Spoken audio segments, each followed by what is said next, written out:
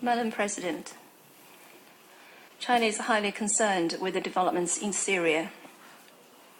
We call on various parties in Syria to exercise restraint and to avoid all forms of violence and more bloodshed. We hope the Syrian government will implement commitments to reform. We also hope that a Syrian-led and inclusive political process will be launched as soon as possible, so as to facilitate early easing of tension there. Madam President, the international community should provide constructive assistance to facilitate the achievement of those above-mentioned objectives. In the meantime, it should fully respect Syria's sovereignty, independence, and territorial integrity. Whether the Security Council will take further action on the question of Syria should depend on whether it facilitates the easing of tension in Syria, whether it helps the diffusion of differences through political dialogue, and whether it contributes to the maintenance of peace and stability in the Middle East.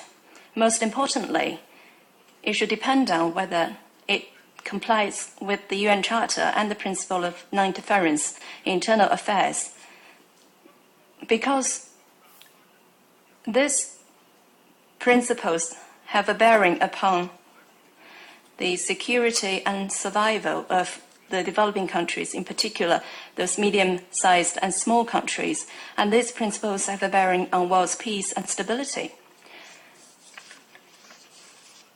And the Chinese government's position on those questions has been consistent and firm. Based on these positions, China has all along positively and constructively participated in the consultations on relevant draft resolutions.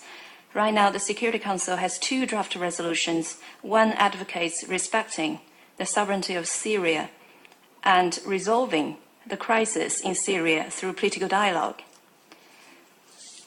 China is supportive of this draft.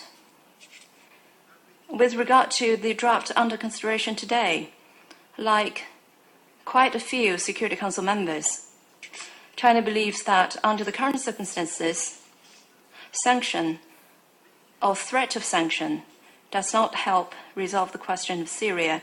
Rather, it may further complicate the situation. But regrettably and disappointingly, this major and legitimate concern did not get due attention from the sponsors.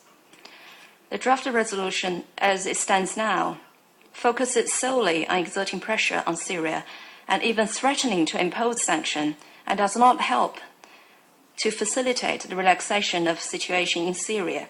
Hence, China voted against this draft resolution. Madam President, Syria is an important country in the Middle East. The maintenance of peace and stability in Syria serves the common interests of the Syrian people and the international community. Along with the international community, China is willing to play a positive and constructive role in appropriately addressing and resolving the question of Syria. We will continue to support the mediation efforts of relevant countries in the region and organizations. Thank you, Madam President. I thank the representative of China for his statement. I give the floor to the representative of Portugal.